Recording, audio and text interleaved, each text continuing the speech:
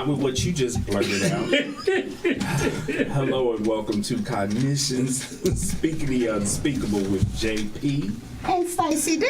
Can't hear myself at all. I am JP Craddock, and I am here with the one and only Stacy D. Love. And we are broadcasting here on KUAW Radio, which stands for Knowledge, Understanding, and Wisdom. All right. Sorry, the D was late, so we didn't get us a good sound check going. D, what are you doing right now? What are you doing? Are you tangled up in you're tangled up in the microphone? They trying to get me tied up, and I refuse. The devil is a lie. You'll never get me tied up. But you're tied up in the headset and the microphone. What is going wrong right now? I don't know. Like my ADHD, you guys are on 50. Yes, I was like, JP, you don't have to tell the world about me being late. And then I'm telling them that we need to get off the air at 3:00 because I got another appointment. Mr. Walker, who don't never do nothing right, he gonna say, you are late. You cannot make those comments when you are late. Okay, I'm late for a change, okay? But then Mr. Walker would be like, well, you was late all the other times. Guess you're gonna be late for that appointment too. So I'm just like, okay, is this just beat up Stacy D's day or something? Yeah, that makes sense. Once you late, D, it throws the whole day off. There's no making up the time. Just roll with it, D. I know, because I'm gonna tell you what happened. Because that's what I do. So this is gonna be my check-in. We know you roll with it. This is my check-in. So everybody know I go get my hair done every other Thursday. I have a standing appointment at 8 a.m. So this half are gonna be greedy for money and gonna do somebody's hair before mine. Were you late for that? No. Well, yeah, I was on time at 8 a.m., but she still had someone in my chair at 8 a.m., which pushed me back like a whole hour. I didn't get into the chair till like 10 minutes to 9. So she was running late. Yeah, Kayla. And then she gonna get mad because she didn't get no step. Okay, now hold on though. But you said she gave your spot away. She didn't give it away. She was running late. Somebody probably came up in there real nappy. She had to handle that. No, my appointment's the first appointment on Thursdays. It's 8 a.m. Oh, she opens at 8. Yes, she opens up at 8. Somebody rolled in at 7:30. Or she made another appointment before mine trying to get this money in. And that's what have thrown everything off. My pedicure was off. My tax appointment was You need to go see Shanita next time. Shanita don't do she don't do wigs and stuff. How you know? Because I already asked. Oh, because Shanita has a full boutique. She's selling clothes and everything up out of there. We're going to give a shout out to Shanita. What's the name of Shanita's shop? What is it? Unique. And it is located on State Avenue in Kansas City, Kansas. Was that like 32nd and State Avenue? Yeah, and she's been in the business for over 30 years. No, it's like 20-something, I think. I don't know, but that's 29th Street right there. Yeah, it might Park. be. So it's like 32. It's the old Kroger's. If anybody from Wyandotte County, the old Kroger's. There was a Kroger's there. Yeah, and then it was Mother High because I went there, and now it's a church.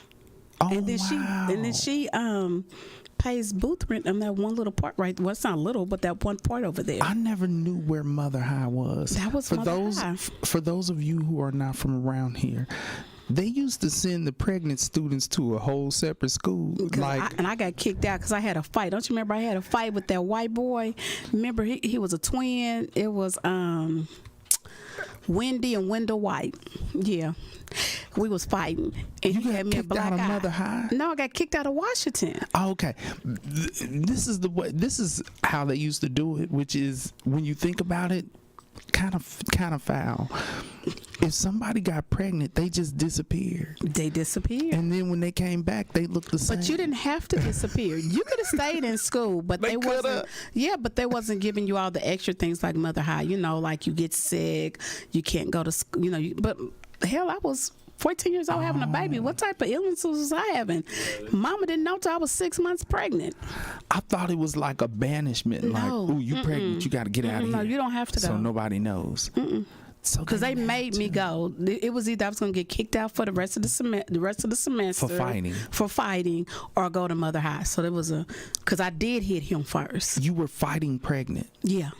Did you know you were pregnant, Yeah. D?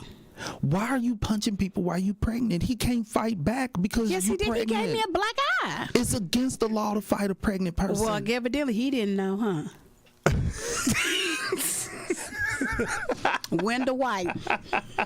D, you just I got you. You done he wasn't said at y'all his stuff name. too. I sure did. He gave me a black eye. I do not remember him. You don't Was he remember in your that? class? No, he was in your class. They were twins, Wendy and Wendell White. I don't know this fool. They wasn't like, you know how we were like up here. Yeah. They was like in the middle part. You know, people. You know the. I mean, I don't like. He I wanna, fought a pregnant person. I don't think he knew I was pregnant either, because remember remember I carried it in my hips and my butt, so you really couldn't tell. And then that's when they started inventing stretch pants and the oversized shirt, and you'll put a belt on it. So I was always fashionable, so that's what I had: stretch pants and the big shirts and the big, yeah. So yeah, Mama didn't know till I was like 6.5 months. Okay, so that's where Mother High was. So Shanita's shop. Yeah, that's where we started with, wasn't it? It's a full boutique. Have you checked Full it out? boutique. Yeah, I've been she's there. doing nails and Everything. feet and massage therapists up in there, and She's doing it. yeah. But you said she won't do wigs. She does. Well, she used to didn't do wigs. Okay, as long as y'all don't have a wig, y'all can go see Shanita. But remember what we covered on the show last week. Be careful about getting a perm. Okay, be careful about getting a perm. All right. Coming up on the show today, we have what is reality therapy and how can it help heal our relationships. Ooh. Now, this is a therapy that was created by William Glasser, MD, who is a psychiatrist.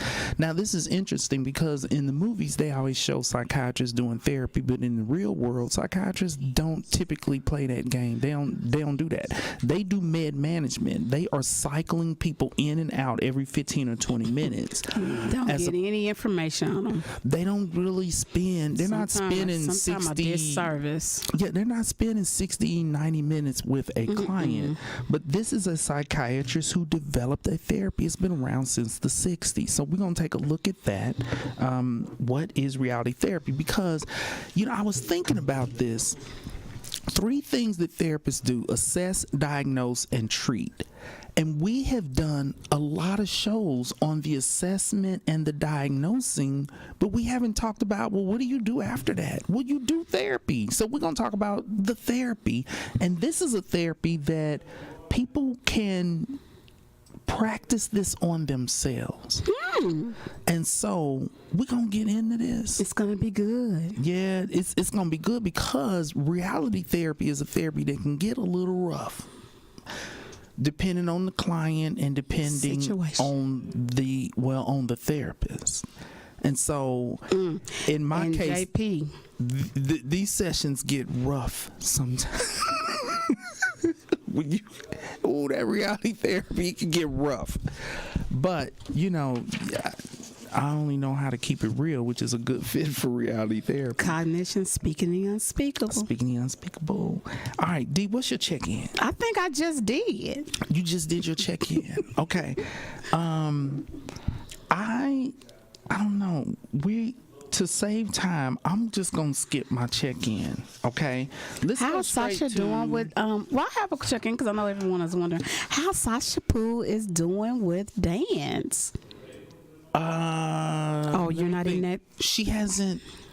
That was just last week. Yeah, I mean, she's supposed to be back. She's supposed to be going to 3 different dance studios. Yeah, and I don't know if Nadine has made a decision. Scheduled with we haven't been to all 3 yet.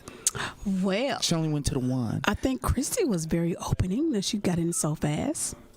Yes. Yes. Says a lot. Yeah, because we're not taking her back to the place up north. It was black owned with no black kids there. None. We never met the owner, I don't think. Really? All the staff were white, the kids were white, but it's a black owned business. But here's the thing. We patronize black owned businesses not only to support black-owned businesses, but also so our kids can be exposed to other people who look like them. And so I was like, we're only covering one of those two bases with this place. Like, I'm happy that we're supporting a black-owned business, but ain't nobody here black. Where are they? These people don't even know this is a black-owned business, or they probably wouldn't be here. So You're probably telling the truth, though. yeah, so we had to roll up out of there. All right, mental health and illness in the news. I'm gonna roll through these kind of quick. The KCK School Board, we're in Kansas City for those of you who are not here, but I'm addressing this because this is going to become a national thing. They are reviewing a proposal to spend $6.7 million to add 1,600 cameras into the classrooms using federal COVID-19 relief funds. Now, the teachers are protesting. Teachers are like, no. You know why? Because they're not in there teaching our children. That's why they're so dumb.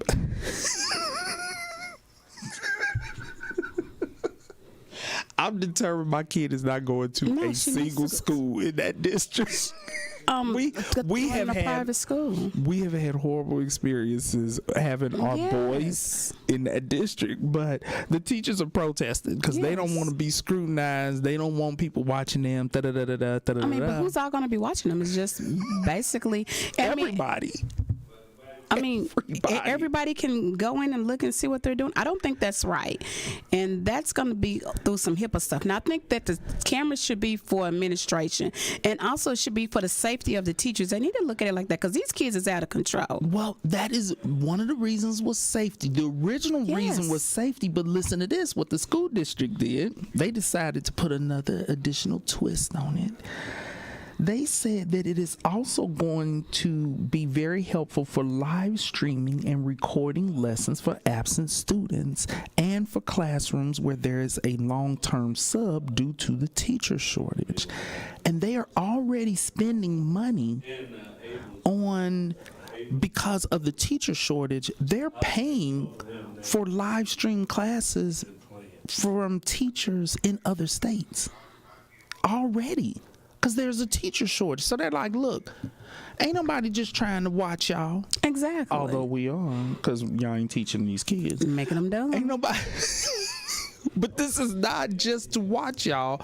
This is going to be beneficial for students who aren't here, because one of the things that I have had some conversations with some parents who said that their kids did much better at home virtually. They did better with the freedom to kind of have more control over their schedules. I don't believe in that. And their grades went up. No, but we need structure. There's structure in everything. Well, true. But for those parents who are like, I don't want my kid getting COVID. I don't want my kid up in there with these heathens, okay? Because the school that they had teachers talking about this was Wyandotte High School. Exactly. And as a parent who pulled my kids from Wyandotte High School. Wyandotte is terrible. Like, I have a couple of clients. Exactly. I have a couple of clients, and I go up to the school to talk to them, and I'm like, okay, I need a private room. Okay. I'm like sitting in the office for 45 minutes waiting on a private room. Not to mention, I always come up here every Wednesday. Every Wednesday morning I'm here. So why you just can't give me a private room? So I'm going off on them. They have bigger problems than that, though. Like, the first when I became a therapist, this was a long time ago, but the first school I went into in the district was Wyandotte. Right? And we have all these Wyandotte alumni that love Wyandotte. My first day walking in, and I don't think I'd ever been in that school before. My first day walking up in there. That's where all the plays and stuff used to be at. A kid was running down the hall yelling. He was going to his car to get his gun, and teachers was chasing him. Johnny, don't go get your gun. And I'm standing there with my briefcase and my plan. I was like, should I leave or should I stay? It's gonna be a rough day today. That is the school that I had a kid referred to me. He had missed almost a whole semester of school. And they didn't even know it. We get to the meeting. He was in the school the whole time.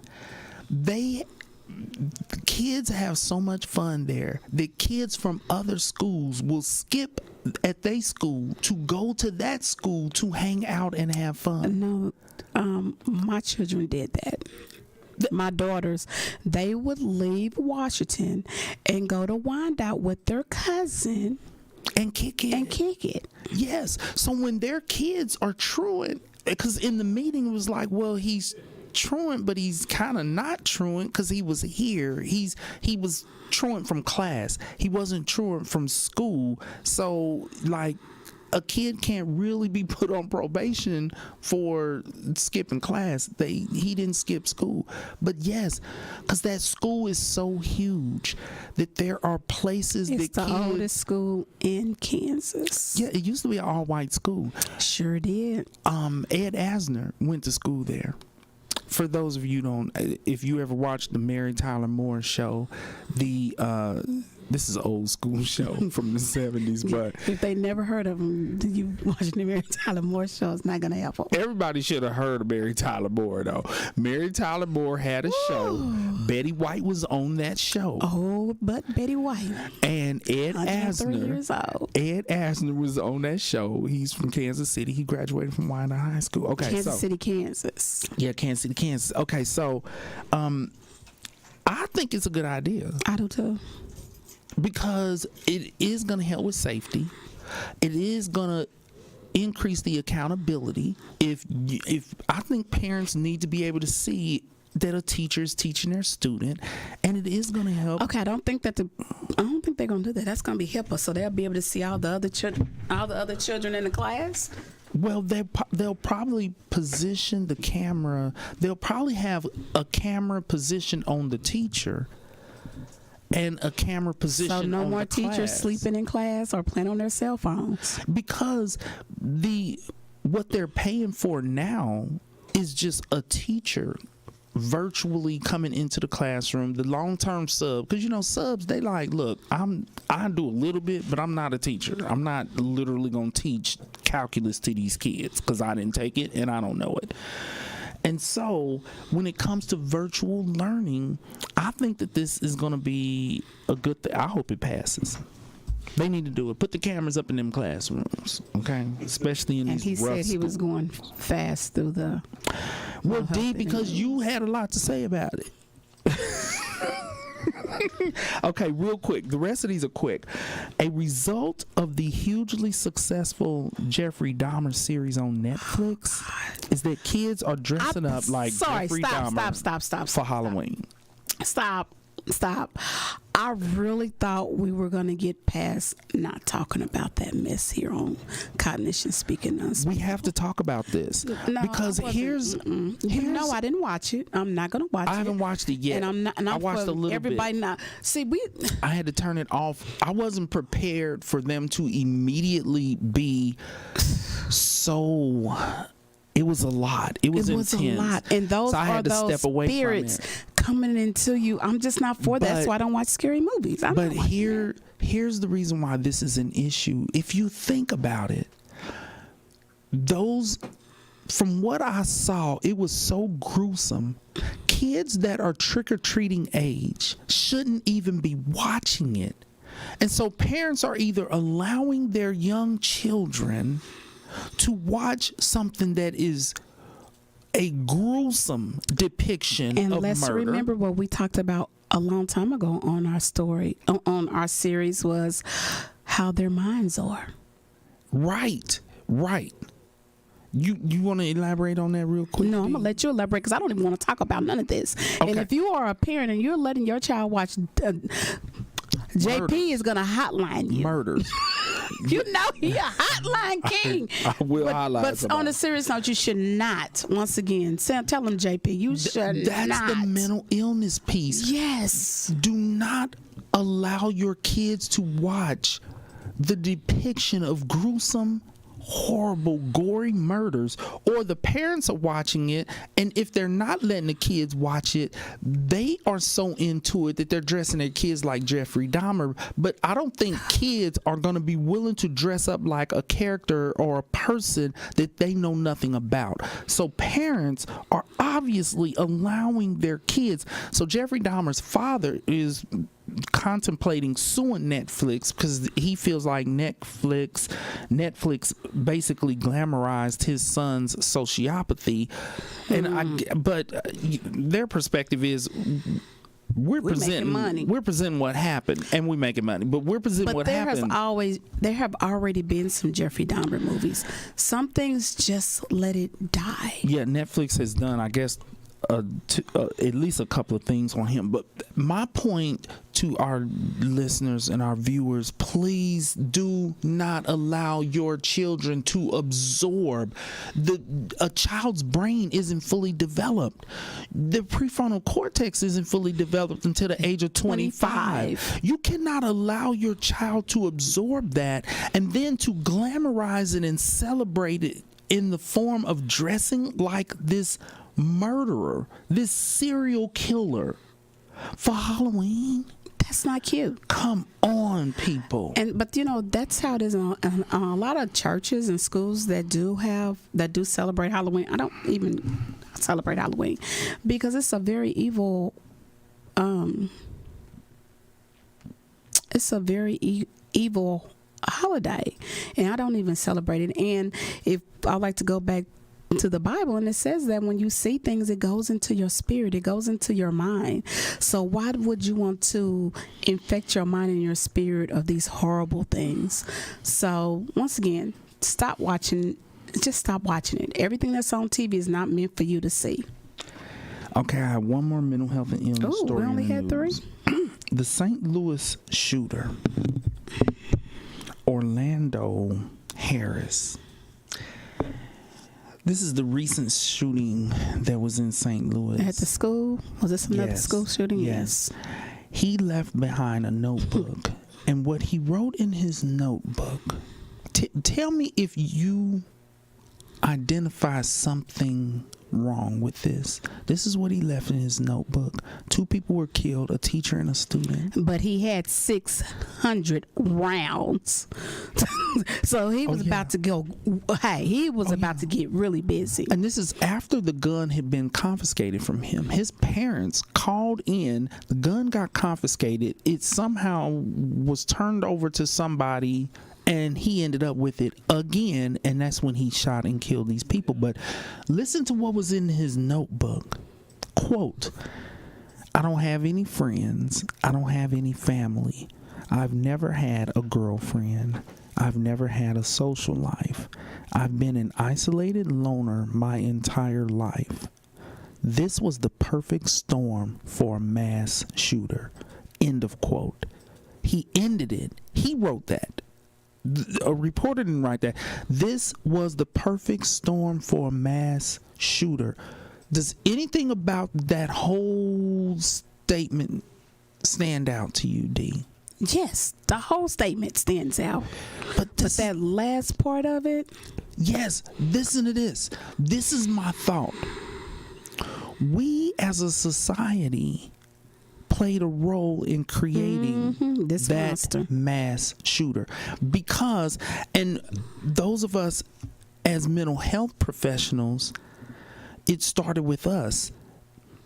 It's unavoidable, but what has happened is we have provided so much psychoeducation on the mindset, the insanity behind mass shooting, the reason why they do it, that now we have a shooter who is stating, from all that he has learned, all the information that has been disseminated. He's supposed to be a mass shooter. Yes. That's his destiny. This was the perfect storm for a mass shooter. And so now we have people who, because we have provided so much psychoeducation on how people end up doing this, and we have people who might not have ended up deciding to become a mass shooter in reaction to all those things that he noted, which are typical. for mass shooters, the loneliness, the isolativeness, I ain't had no friends, I ain't had no And that girlfriend, just don't might have been nobody the way like that me. he felt about himself, and he evidently, if his family, and I want to do this, if his parents was like, you're doing something odd, let me go and check your bedroom. They had and him in find a therapy and gun. everything. Yeah, and find a gun. So how are you saying that you don't have any family, but they loved you and Right. loved you enough to go find this gun and try to help you? Fully active and involved parents. Yes. Okay. But that's the downside, and this stood out to me because on this radio show, we provide a lot of psychoeducation. We cover multiple Yes. diagnoses. Yes. We are trying to educate the community, but there are some people who are going to use that knowledge to their benefit, do horrible things, and then say, well, I got antisocial personality disorder. Say it again, JP. Say it again. I got, I'm a narcissist.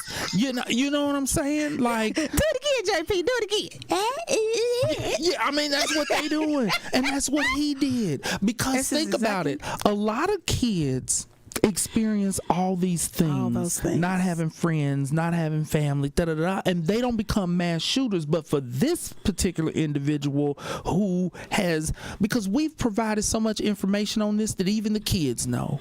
Because remember, I had that situation I presented where I think it was the shooter that shot up the elementary school, Right, and they were right. saying that when he was teased in The school, little he boy was. wasn't right out from the beginning. And they were calling him a mass shooter as a part of bullying him. Even the kids know the symptoms and the traits of these people. This is getting very scary. And JP, I want to double back on your mental health and in the news. We're about to see some copycatter. Oh yeah, well, there's About to always see some copycats. but we're about to see even more. Watch what I tell you. 'Cause the man was in the second in the news. I forgot the name.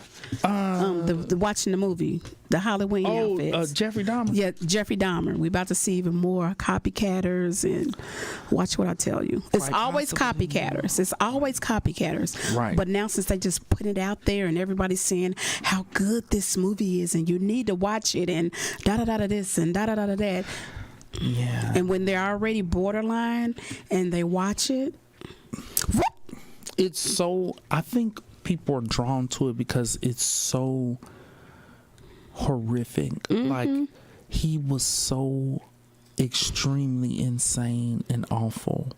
It's He kind of really like when was. people drive by auto accidents and they just can't stop looking. They're looking. What he did was so horrible that people are watching it. But it's still sick. it's very sick. To dress your kids up like a person who was It's so many other people that they could all dress these their black children males. up to. Right. All right. right, then let's go into the Let's reality get to the therapy. Yes, question of the day. What is reality therapy and how can it help heal our relationships? Now this We need therapy the can healing. it can be used not just in couples therapy, any relational situations, parents and children. It can be used in individual therapy if the individual is addressing relationship issues, et cetera, et cetera, et cetera. Okay, so reality therapy. Now, this is a therapy that focuses on improving present relationships and circumstances. Relationships and Right. circumstances. Reality therapy sees behavior as choices and encourages people to accept responsibility for the choices that they make. Now, it teaches us that while we cannot control how we feel, we can control how we think. Now, let me say this. I disagree with that aspect of this therapy because we can control how we feel. And so when we cover rational emotive psychotherapy in the future, I am going to explain. It's RDA, right? RET. Or RET, yeah. I'm going to explain how we can control our feelings. So I disagree with that from Dr. Glass, and he's wrong about that. He's wrong about that from JP. And all these are cognitive therapies. And so it's interesting when one cognitive therapy disagrees with another cognitive therapy. Okay. We choose to behave in certain ways, and these choices can help or hamper the ability to satisfy essential needs. I agree with that part. Choice theory, because this is rooted in choice theory. Now, let me explain what that is. Choice theory is that the behaviors we choose are key to our accountability and who we are. Okay?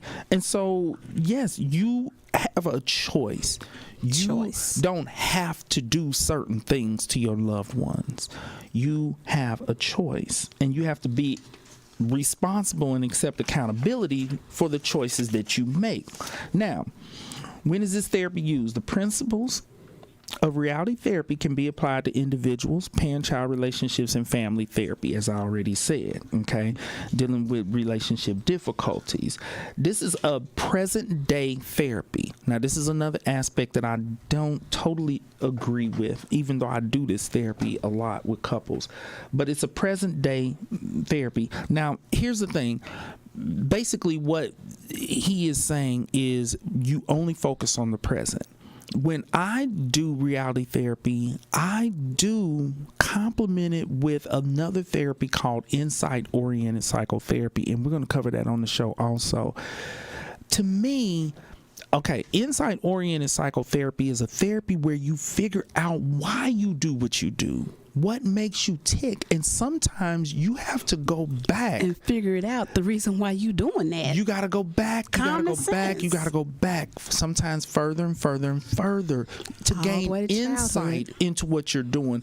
Once you understand it, the client is going to be more willing to change their current day behaviors. And so sometimes, and the way they think. Right.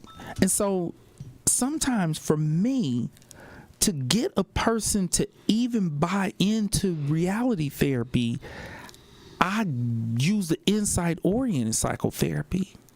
You see? And now here's an example. I had a client who never gives up to a fault. Like, he does not let go. He does not know how to let go.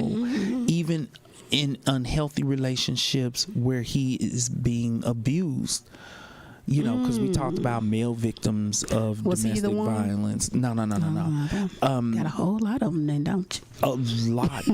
Just getting beat up by these women. Some rough women out there, okay? Woo. A lot of it's psychological and emotional abuse.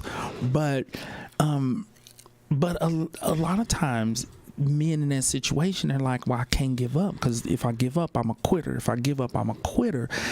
Insight-oriented psychotherapy allowed me to take him back to where that came from. And what he talked about is, as a kid, as an athlete, he was taught, you never give up, you never quit, you never quit. And he played sports. Oh, wow. He would play with broken ribs. Oh, wow. Broken limbs after multiple concussions. And even when he wanted to walk away, the coaches and his parents encouraged him to continue because he was so good. He wanted to walk away. And so what I had to help him to see is that he's continuing to play that out in his current relationship. Everything. And so, according to reality therapy, you're not supposed to do that. But I can't get him to change his current behaviors without him understanding where they came from and helping him to see that back then he knew what was best for him. The adults did not.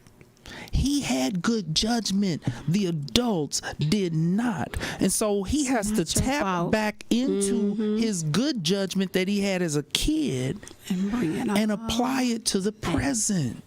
See? Wow, you see how you have to put two of them into one? Give me some, JP. You gotta You got to mix your, and this is what I do, and I always encourage therapists to do this, is because there are different therapies depending upon the diagnosis and the presenting problem of the client. But a therapist needs to be able, when you are with that client, you got to be able to, I need to apply this therapy, and I need to apply this therapy. Put it all together. Sometimes you got to do two of them at the same time.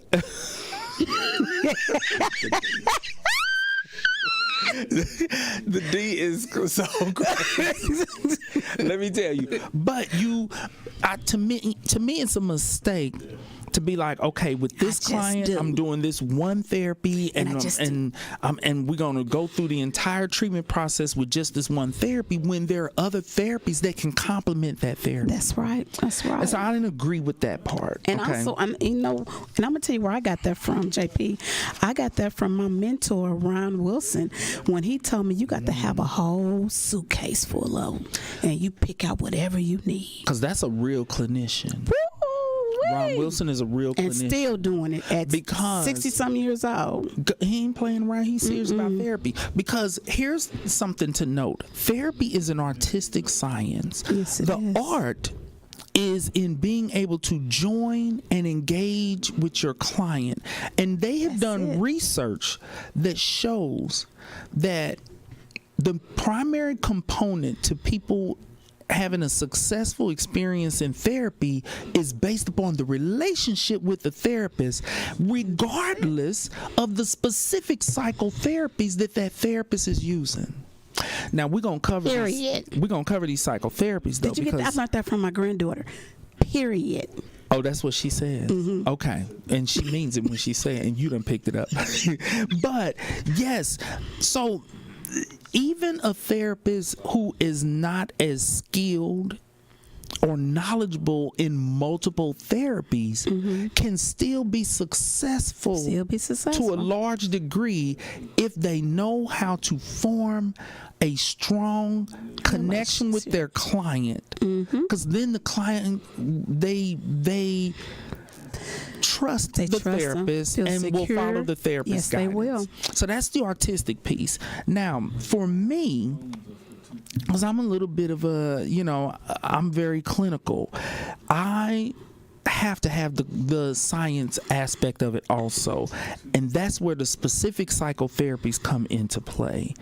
A therapist who has a balance between those two should be unstoppable. And that's JP. And I'm the other one. We're going to have a great connection. And then if I need something, I'm going to call JP. Be like, JP, what do I do? Like I did last week. Your instincts was good, though, with that, D. I hit it, though, didn't I? Your instincts was good with that situation. I hit it because you're getting me better, boy. You refining me. Right. He's getting me better with the science, you guys. He's getting me better. Yeah, that was a good situation. Okay, so here's what to expect if you go and see a therapist and they're doing reality therapy.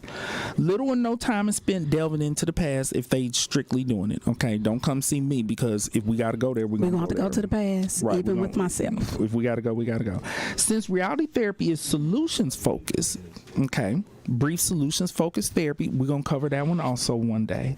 You will examine how your behavior is interfering with your ability to form stronger relationships. Now, this is where it gets rough. This is where it gets rough. Let me explain. Because when I'm sitting with clients and they are doing things. Bye, Professor. Oh, He's my just gonna sit right there and do this. I was really trying to ignore him. Are you kidding me? D, I was trying to ignore. Why did you fall for that? I know. He just kept on. This is so important what I'm talking about right now, D. Okay, go. And they still messing with me. Close the door. Oh my God, this. Come on, we got time. D. Come on. We got time because I was 15 minutes late. Okay, this is really important. Where was I with this? Solution focus. Okay. Come on, let's stay focused, please. Hold on. I'm so like, I can't believe y'all just did that. They did during it to the me. show. I've been trying to do better, and they keep bothering me. Give me a minute to get past it. It's the professor. He know how my D, ADHD is. It's you. I was playing with the I'm playing with the thing, trying to. You got to self-manage your symptoms. I'm trying to. Don't you look? I'm up here playing with the thing, with the rope, and he my God, Mr. Walker. The professor's not going to be able to be in the room no more. He's going to be out of the studio. You can't say he can't be in here. He works here. Well, he have to work after we get here before we do it afterwards. Because, he just stood in the door. You seen that? Didn't you see that, Mr. Walker? He said he winked at him. He said what? He said he winked at you. I didn't even see him winking. I was in the middle of something so important when all that happened. I'm still trying to get past it. Okay. Solution focus. Here is the aspect of this therapy the core of it is identifying with the client how their behavior is sabotaging their goal of having a happy, healthy relationship. Happy and healthy. And so what the therapist has to do is be willing. This is where it takes a therapist who has a strong enough personality to not only assess, to identify what the negative behaviors are, but be willing to confront the client on the behaviors he's one of the best that are sabotaging and destroying their relationship. Now, this is why I said this therapy can get rough, because you have to, for me, when I'm dealing with dominant male personalities, abusers, alpha females, alpha males. I don't believe in alpha females. They're alpha female. I'm talking some of those women who are abusive to their men. Those are alpha females. And so confronting their behaviors, the sessions get intense. That's bet what it I'm gonna say. They can get rough, okay? Because I don't tend to sugarcoat. I'm very direct. And Gerald ends up kicking him out of his office. I'm real direct and upfront. Okay, and so it's, helping them to see how their behavior is interfering with their ability to form stronger relationships with their loved one. Okay, and figuring out what kind of changes they need to make in their behavior in order to get what they want. Because if they say they want a happy marriage, for example, okay, you say you want a happy marriage, but you continue to call your wife a whole bag of bees every time you get pissed. That behavior does not match with your stated goal. Tries to eat her food. He part retarded. Eat her food. Yeah, call me a bag of bees and then you gonna eat my food. Oh yeah, because she cooked dinner. Yeah, and so helping him to see that if this is truly your goal, how does that behavior fit with the goal? It don't. Because 2 + 2 = 4, and you trying to do. He's about to be a negative. You trying to do 10 + 2 and equal 4, and it's not. You can't cuss somebody out and demean them and then say, I want to have a happy relationship. And the other thing that I like about this therapy is you hold them accountable. So when they say, well, she made me do it, they get confronted on that. Because you don't get to blame your behavior on another person, because nobody controls you. There are no puppet strings. No puppet strings. Okay. And so working with them on that and helping them to see that this is a way for them to learn to reconnect with their loved one is by changing their behavior. Now, here's the thing. This acronym, WDEP, what is WDEP in reality therapy? The W stands for wants. So you ask the client, what do you want? What you want? I want to have a happy relationship. I want to love my wife. I want to love my baby. I want her to love me. Okay, that's what you want. That's what you want. D, doing. Not stands for Stacy D. This don't stand for the D. This is D. In WDEP, doing. What the individual is doing in the relationship. okay? To cause the problem. What the individual is doing. So he can't get what he wants. Right. So it's like, well, this is what you said you want, but this is what you're doing. And like I said, that's where it gets rough. Like, you want a happy marriage, but you want to be able to call her a whole bag of bees. It don't go together. E stands for evaluation, assessing the effectiveness of the individual's behavior. So this is where, you know, I have to point out to clients, like, how is that working? How is that working for you? You want to have this happy relationship, but this is what you're doing. It doesn't make sense. And here's an example. I have a client who he has sent me a text of something that he had done a million times before. I've seen him for years. And so I started the session off by asking, what have you changed in just the last 5 years? What has changed in your behavior, in you as a person in the last 5 years? And he could not identify a single thing. And I said, this is the reason why your wife is preparing to leave you. Because you want your wife, So you say. but what you're doing is the same foul things to her that you have always done, and you haven't changed or improved in years. Or even improve. Exactly. And so the process of bringing that to people's attention is where the therapy gets rough. Like, but you got to drop it on them. This is not a therapy for people who are deep in depression. Guess what they think? They think, well, I used to call her 50 B's. Now I only call her 45. That's a good improvement. And for those clients, what my question is does she consider that a good enough improvement, or is she still looking for attorneys? So, period. According to your definition, you are improving fast enough. According to hers, you're not. And if you're going to be moving at a snail's pace, you know, then you need to be prepared that you're going to lose your marriage.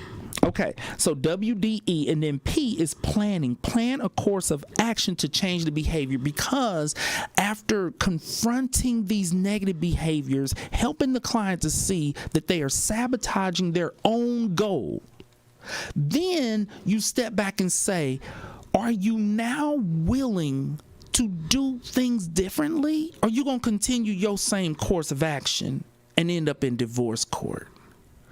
And so the planning piece, after you have helped them to really see, I'm sabotaging my own goal. Even between parents and kids, I want to have a better relationship with my son, a better relationship with my daughter. But, you know, I'm like emotionally abusive and physically abusive. And okay, so how can we plan for can you hear me? Yeah. Okay. How can we plan for you to do things differently? So, how it works. Dr. Glasser, this, you know, since the 60s, founded on the idea that everyone is seeking to fulfill 5 basic needs, and mental health issues arise when these needs are not getting met.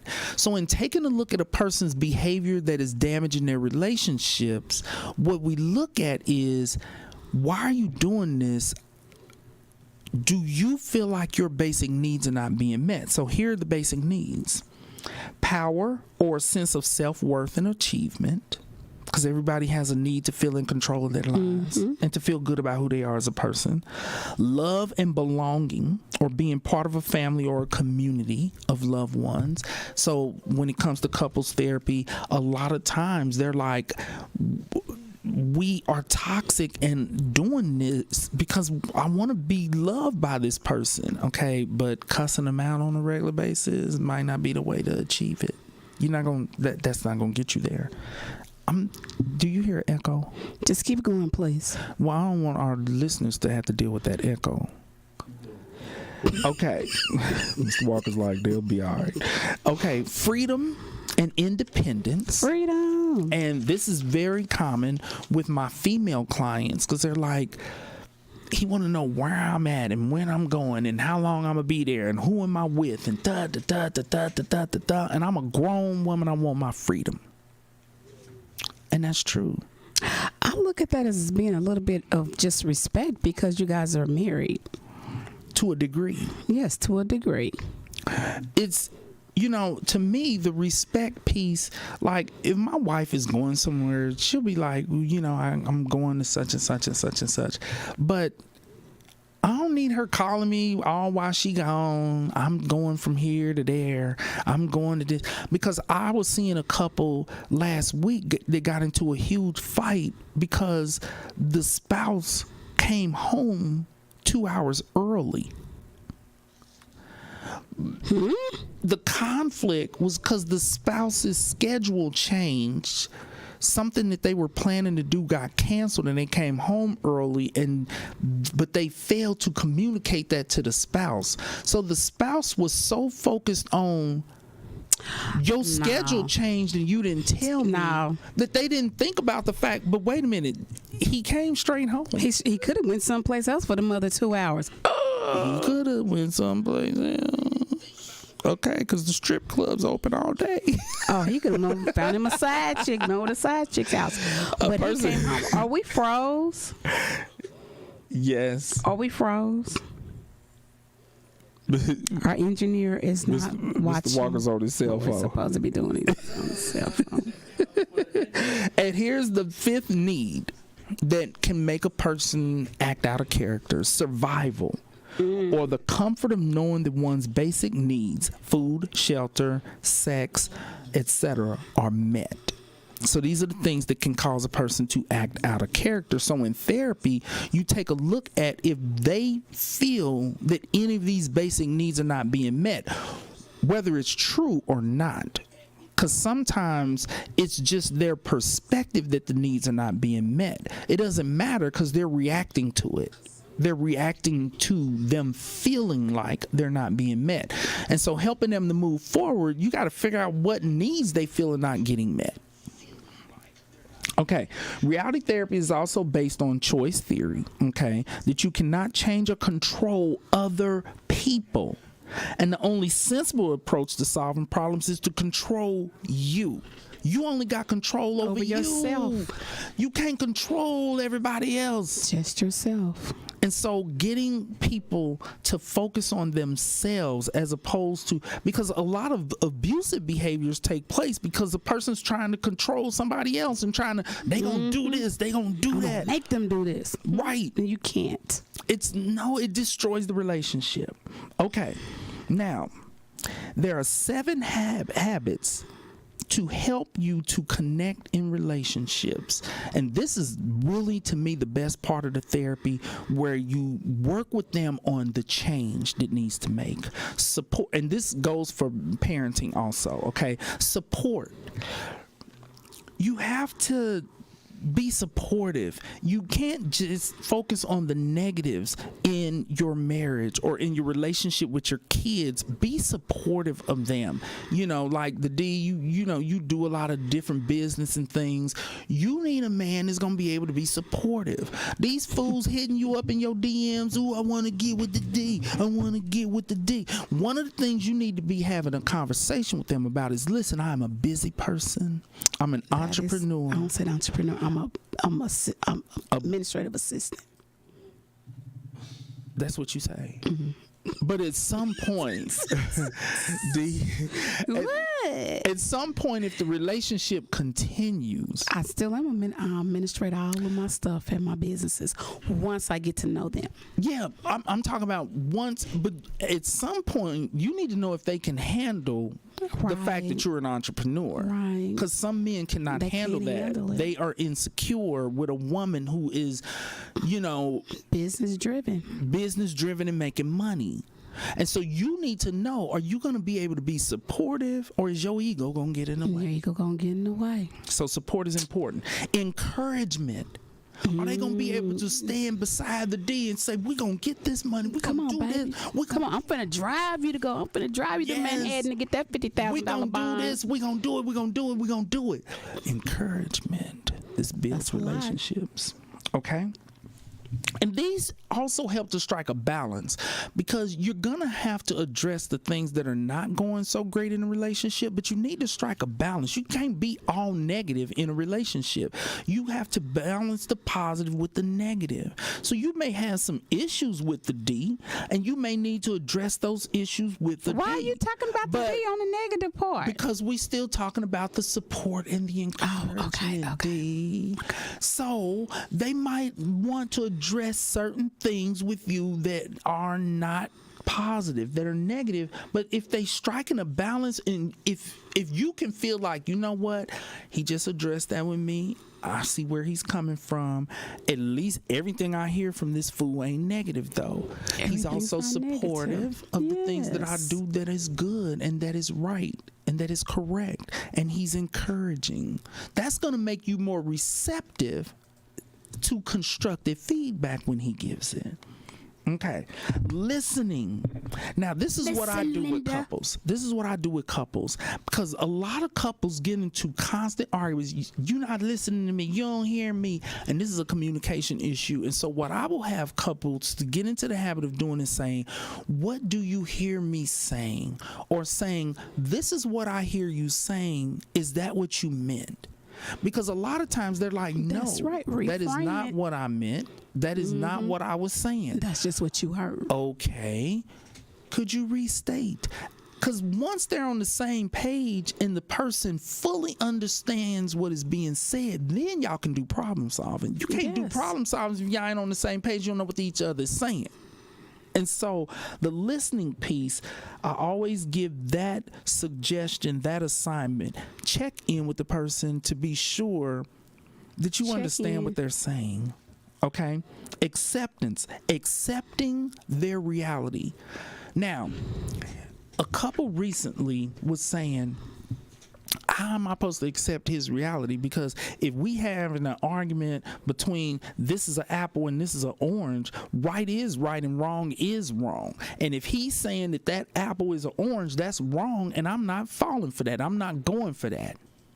And so they get into these fights. Well, the first thing is, usually when couples are having a disagreement, it's not over something concrete like that. When they are disagreeing, it's because one person has a different perspective. A person knows the difference between an apple and an orange. Yes. And that's really what I should have said. I didn't say that during the session. Like, that's not a good example. But what I have to help people to see when it comes to acceptance is you have to accept another person's reality. You don't have to agree with it, but you don't get to tell them that their experience or that their perspective is totally invalid. Even if they're a little delusional, they still sincerely believe what they're saying. And so you can't force them to see it differently. You need to understand what their reality is, and then y'all can try to do some problem solving. And then you can do some problem solving. Right. Trust and rebuilding it. You know, I'm adding to the man's therapy at this point, okay? All these notes, these are my notes, okay? Because this is how this therapy should be done. Trust and rebuilding it if it's damaged, okay? And putting forth the effort in that. Respect in words and actions. I'm going to write this up too, okay? You have to have that. You can't be cussing each other out and punching each other in the face. Negotiation, compromise. A relationship is about compromise. So you have to be able to do that. Stop acting single while you in a relationship. Woo, go ahead on. That one's real good. Because couples where one or both don't want to compromise, what I say to them is, if you was living by yourself, then you'd be able to do everything your way. But you in a relationship. Stop trying to be single in a marriage. It doesn't work. Okay. Criticism, excessive and non-constructive criticism. Limit. This is what I tell parents and couples to do. You should not have more than 2 negative, maybe 3 interactions with your loved one in a given day. Oh, most definitely. If you, a parent who is having multiple negative interactions with their kid over the course of the day, after a while, the kid is like, all you ever see is negative things about me. even with my 3-year-old, I make sure that I don't have more than 2 negative interactions with her. Anything else that happens, deal with it another day. You can't overwhelm a kid That's a good one. with everything that they doing wrong. You doing this wrong. You doing that wrong. You doing this. They can't handle that. And so this helps people and it's beating up their self-esteem. It tears them down. And this is a way to help parents to pick their battles better. Because if you know that you got a two incident limit, and you walk in and the kid's drawers is on the bathroom floor, and it's like, okay, I know we're gonna have an issue over homework later today, so for these drawers, I'm gonna just say, look, it's something wrong in the bathroom, I need you to go fix it. That's it. You don't need to fuss for 15-20 minutes. You always leave your clothes on the bathroom floor because you're gonna have to fuss later about the homework. Pick your battles. It's something wrong in the homework or bathroom. funky dookery drawers. Which one? There you go. Okay, we got to wrap this up. Okay, so that is our show for today. Reality therapy. I didn't get through all of it because of the D and the professor, but I covered enough of it to give an idea so that if you go see a therapist and you are participating in reality therapy, you kind of know what's going on. But this is a therapy that I want people to practice on themselves. Always stop and ask yourself, I have a goal. Does my behavior lead towards the goal, or is my behavior sabotaging the goal? That's the core of this therapy. And accept responsibility for your behavior. And then make the necessary changes. That's our show for today. Thank you for joining us. And remember, worry about nothing. And pray about everything. And don't forget to watch us at 7 p.m. if you miss us at 2 p.m. Yeah, prime time. Prime time. Thank you and God bless. Bye-bye. Were we...